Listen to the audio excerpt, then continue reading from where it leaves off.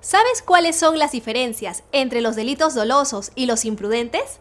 Hola, soy Romy Chan y esto es Al Derecho y al Revés.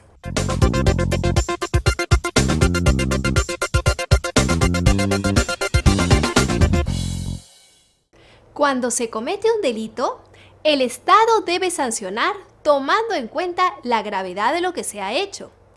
Esto hace que, para que un juez pueda imponer una pena,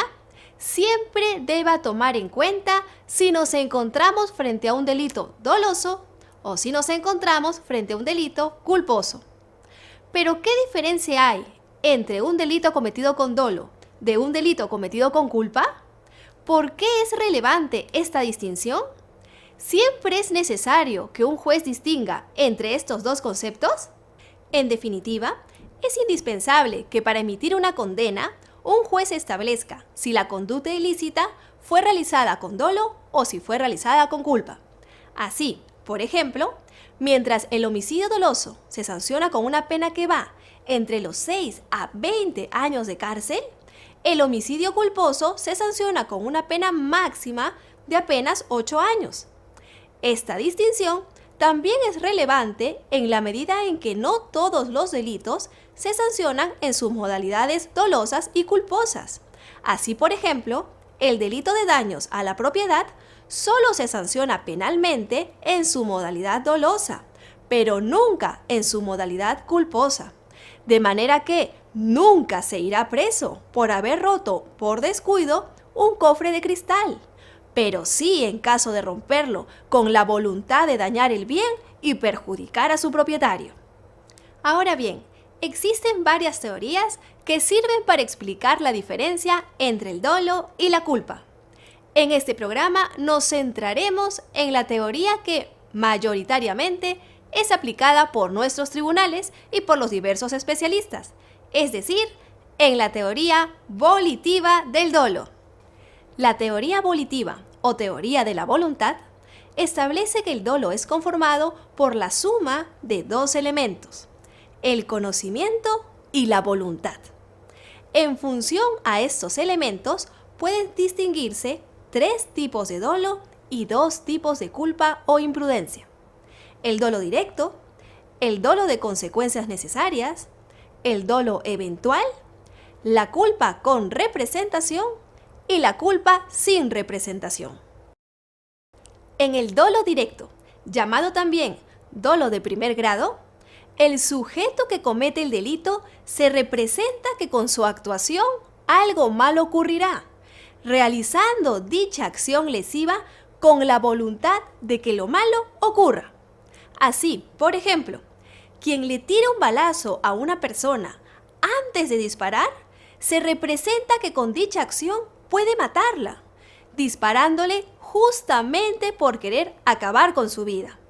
En este caso, quien realiza el delito conoce y se representa que con un disparo puede matar a alguien y quiere hacerlo,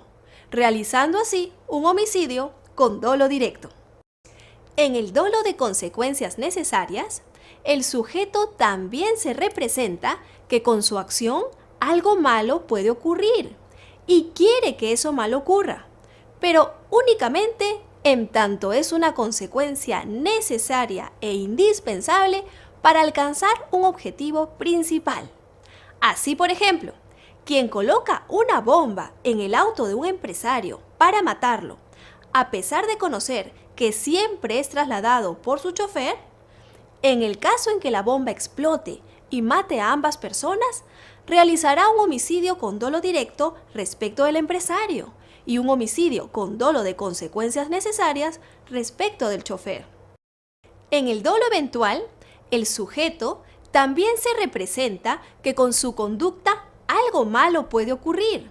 pero a diferencia de los otros casos, no desea que eso malo ocurra.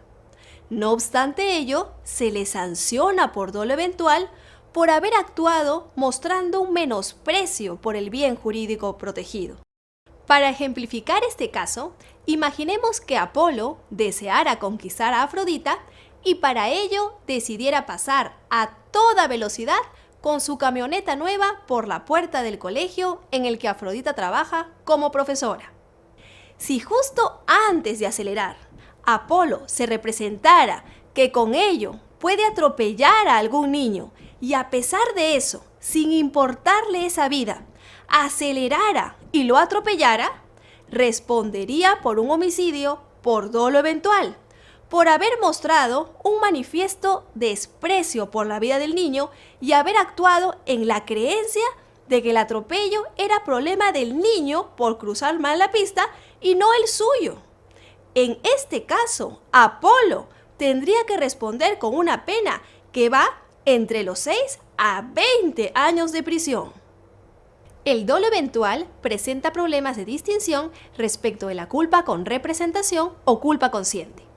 ya que en esta última, al igual que en el dolo eventual, el sujeto se representa que con su conducta algo malo puede ocurrir y no quiere que eso malo ocurra, pero continúa actuando en la confianza de que podrá evitar el resultado. Es decir, a diferencia del dolo eventual, en el que el sujeto asume la producción del resultado y muestra un menosprecio por el bien jurídico,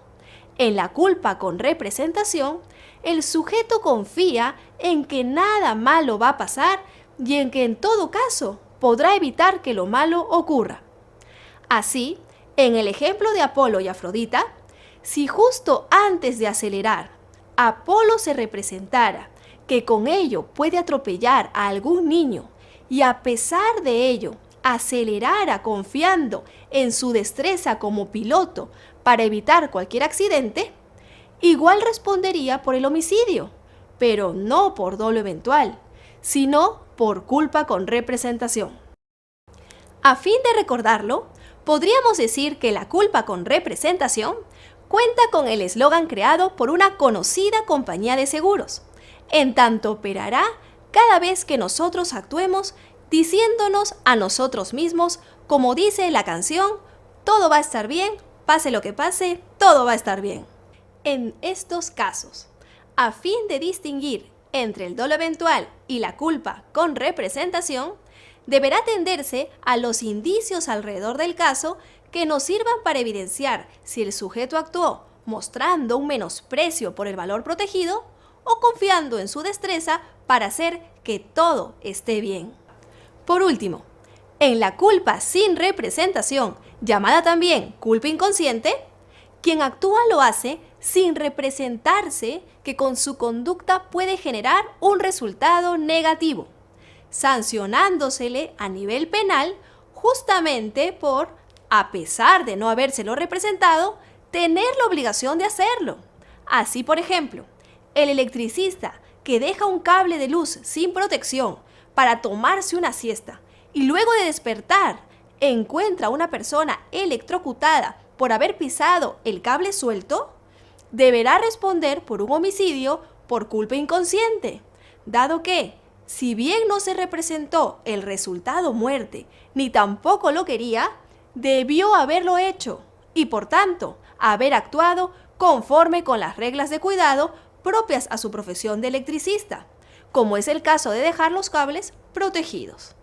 Vemos entonces que la gravedad de la sanción no será la misma si se trata de un delito doloso o de un delito imprudente, razón por la que es indispensable que todos conozcamos la diferencia entre estas figuras.